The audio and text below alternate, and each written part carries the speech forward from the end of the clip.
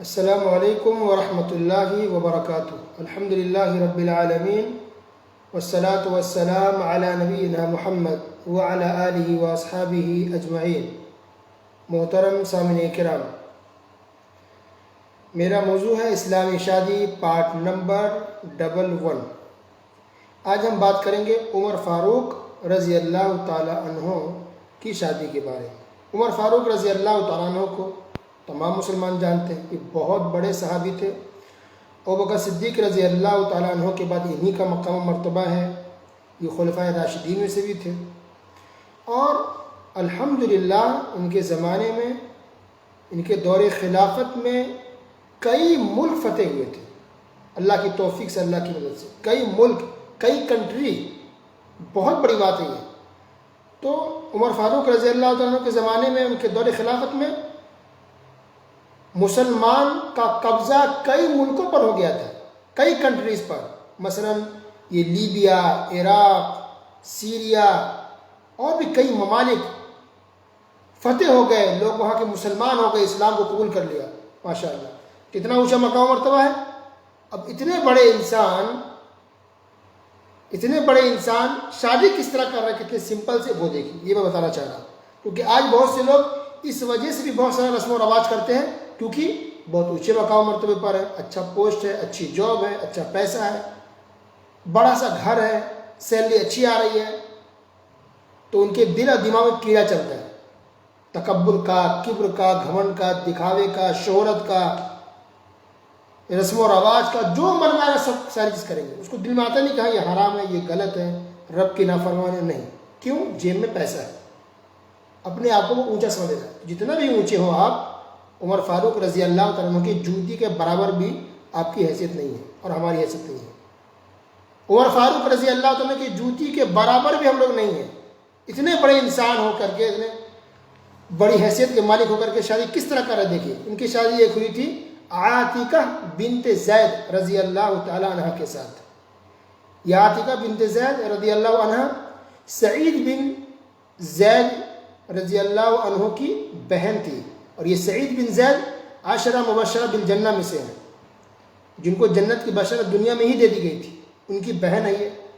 اچھا، یہ خود عاتقہ بنت زید رضی اللہ عنہ کی بہت زیادہ فضیلت ہے ان کی، اور یہ بہت زیادہ حسین و جمیل تھی، خوبصورت تھی، بہت خوبصورت تھی، اور پڑھی لکھی بھی تھی، علم، ادب، سب کچھ ان کے اندر تھا۔ ان کی شادی سن 12 ہجری میں ہوئی۔ 12 ہجری یعنی ابوبکر صدیق رضی اللہ عنہ کے دور خلافت میں۔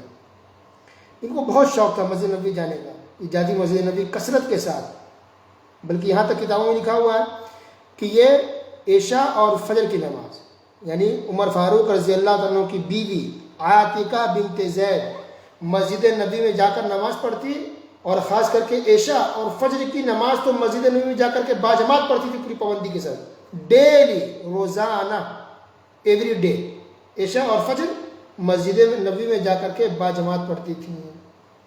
کیا پتہ چل رہا ہے اس سے؟ آج جو کچھ مسلمان روکتے ہیں اپنی بیویوں کو، اپنی بیٹیوں کو، اپنی بہنوں کو، مسجد مت جاؤ، مسجد میں نہیں جانا چاہیے۔ استغفر اللہ، استغفر اللہ۔ صحابہ کرام کی بیویاں جاتی تھی مسجدوں میں، نبی کے زمانے میں بھی اور نبی کی وفات کے بعد بھی خواتین مسجد میں جا کے نماز پڑھتی تھی، یہ پتہ چل رہا ہے۔ اچھا، ان کی جو شادی ہوئی بالکل سمپل، مہر دیا گیا، لڑکا لڑکی راضی ہے، ولی راضی ہے، مہر رکھا دیا گیا، 2 گواہ تھے، اور شادی ہو گئی، رخصتی ہو گئی۔ کوئی دھوم دھام نہیں، نہ ہلدی کی رسم، نہ مہندی کی رسم، نہ منگنی کی رسم۔ آج لوگ منگنی کی رسم بھی کرتے ہیں باقاعدہ۔ ٹھیک ہے، منگنی کرنا جائز ہے، منگنی کس کو کہتے ہیں؟ انگیجمنٹ، یعنی بات طے ہو جائے، ٹھیک ہے، اوکے، لیکن اس کے لیے محفل سجانے کی کیا ضرورت ہے کہ بات طے کرنے کے 10 مہمان وہاں سے، 20 مہمان وہاں سے، پھر خرچے، دعوت، کپڑے الگ سے، اس کے اتنا زیادہ خرچہ کر لیتے ہیں، گفٹ دیتے لیتے ہیں، کل ہو کر شادی نہیں ہوتی ہے، بدنامی ہوتی ہے، پھر سامان واپس مانگتے ہیں، ہمیں یہ دیا واپس دو، وہ دیا واپس دو۔ تو کیا ضرورت تھی لین دین کرنے کی؟ صرف زبان سے وعدہ کرے۔ تو بہرحال کوئی منگنی کا فنکشن نہیں ہوتا تھا، اور کوئی رسم و رواج نہیں ہوتے تھے، نکاح ہوا، رخصتی ہوگی، بس، کوئی خرچہ نہیں، کوئی دھوم دھام نہیں۔ اسی طرح عمر فاروق رضی اللہ تعالیٰ عنہ کی ایک شادی ام کلثوم بنت علی بن ابی طالب رضی اللہ عنہ سے ہوئی تھی۔ یعنی یہ فاطمہ رضی اللہ تعالیٰ عنہ کی بیٹی تھی، ام کلثوم۔ عمر فاروق رضی اللہ تعالیٰ عنہ کی یہ شادی ان کے دور خلافت میں ہوئی، یعنی جب عمر فاروق رضی اللہ تعالیٰ عنہ خلیفہ بنے تو سن 17 ہجری میں 17 ہجری میں عمر فاروق رضی اللہ تعالیٰ عنہ گئے علی رضی اللہ تعالیٰ عنہ گھر۔ وہ خلیفہ بن چکے تھے، امیر المومنین تھے، بلکہ کچھ سال گزر بھی گئے تھے خلیفہ بنے ہوئے۔ تو علی رضی اللہ تعالیٰ عنہ کے گھر گئے اور کہا کہ میں آپ کی بیٹی ام کلثوم سے شادی کرنا چاہتا ہوں۔ تو علی رضی اللہ تعالیٰ عنہ نے جواب دیا کہ ٹھیک ہے، میں پہلے پوچھ لیتا ہوں میں، اور آپ دیکھ لیجئے لڑکی کو، اگر پسند آ جائے، آپ کو پسند آئے، لڑکی اگر راضی ہے تو ٹھیک ہے، مجھے کوئی اعتراض نہیں، میں شادی کرا دوں گا، ٹھیک ہے۔ تو دکھایا گیا، انہوں نے دیکھا، کہا مجھے پسند ہے، لڑکی بھی راضی ہے، تو ان کی شادی کرا دی گئی۔ عمر فاروق رضی اللہ تعالیٰ عنہ نے ان کے مہر میں 40,000 درہم دیے اور بہت خوش ہوئے، اور باہر نکل کے لوگوں کو اعلان کر رہے تھے، بتا رہے تھے کہ میری شادی ام کلثوم سے ہوئی ہے، میری شادی نبی صلی اللہ علیہ وسلم کی نواسی سے ہوئی ہے۔ اس بات میں زیادہ خوش تھے کہ نبی صلی اللہ علیہ وسلم کی نواسی ہے، کیونکہ فاطمہ رضی اللہ تعالیٰ کی بیٹی تو نبی کی نواسی ہوئی، جس کو کہتے ہیں نتنی نواسی۔ تو بہت خوشی کا اظہار کر رہے تھے کہ میری شادی نبی صلی اللہ علیہ وسلم کی نواسی سے ہو گئی ہے۔ اللہ اکبر۔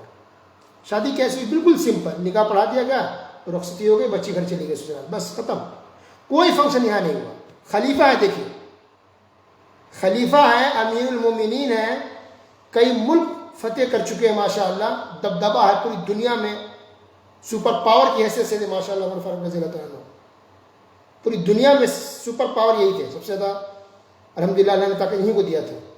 ایسی شخص کی شادی ہو رہی ہے، اور کیسے شادی کر رہے ہیں؟ بغیر فنکشن کے، کوئی مہندی کی رسم نہیں، ہلدی کی رسم نہیں، منگنی کی رسم نہیں، کوئی بارات نہیں۔ علی رضی اللہ تعالیٰ عنہ کے گھر بارات لے کر کے گئے نہیں، 25-50 لوگوں کو بھی لے کر کے نہیں گئے۔ کیا جہیز لیا؟ نہیں، کوئی جہیز نہیں لیا، کوئی بارات لے کر کے نہیں گئے۔ آج کتنی بے شرمی سے لوگ بارات میں جاتے ہیں۔ بھائی اگر آپ کو دعوت ملی ہے بارات کی، یہ بارات کا سسٹم عرب ملک میں آج بھی نہیں ہے ماشاءاللہ، لیکن انڈیا، پاکستان، بنگلہ دیش میں ہے کہ لوگ نہا دھو کے کپڑے پہن کے باقاعدہ کھڑے رہتے ہیں گاڑی میں بیٹھنے کے لیے، نہ شرم ہے، نہ حیا ہے، نہ غیرت ہے، جا رہے ہیں، آ رہے ہیں، پڑھے لکھے لوگ سب جا رہے ہیں، کسی کو بولنے والا ٹوکنے والا نہیں ہے۔ کیوں جا رہا بارات میں؟ حالانکہ سب مانتے کہ غلط ہے، نبی کا طریقہ نہیں ہے، صحابہ کا طریقہ نہیں ہے، لیکن پھر بھی سب جاتے ہیں، عمل کوئی کرنے کو تیار نہیں ہے، پر پتہ سب کو یہ غلط ہے۔ استغفر اللہ۔ تو عمر فاروق رضی اللہ تعالیٰ چاہتے تو خلیفہ تھے، ہزاروں کی تعداد میں لے کر جا سکتے تھے بارات کو، لیکن کوئی بارات نہیں لے کر گئے، کوئی جہیز نہیں لیا، کوئی رسم نہیں کیا، بس رخصتی ہو گئی، نکاح کیا، رخصتی ہو گئی، ختم۔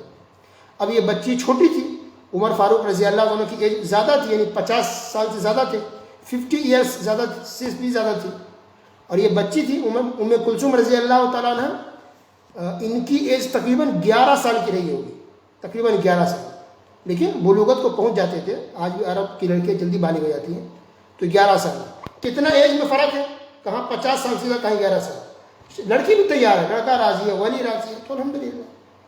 تو اس سے پہلے دس میں بتایا تھا کہ ایج زیادہ معنی اسلام میں نہیں رکھتا ہے، عمر کا زیادہ فرق کوئی مشکل نہیں ہے اسلام میں، لڑکا لڑکی راضی ہو، ولی راضی ہیں، گواہ ہے، مہر ہے، اسلامی طریقے سے اگر شادی کر رہے ہیں تو کر سکتے ہیں، اس میں کوئی حرج کی بات نہیں، چاہے لڑکا بڑا ہو چاہے لڑکی بڑی ہو، ایج معنی نہیں رکھتا۔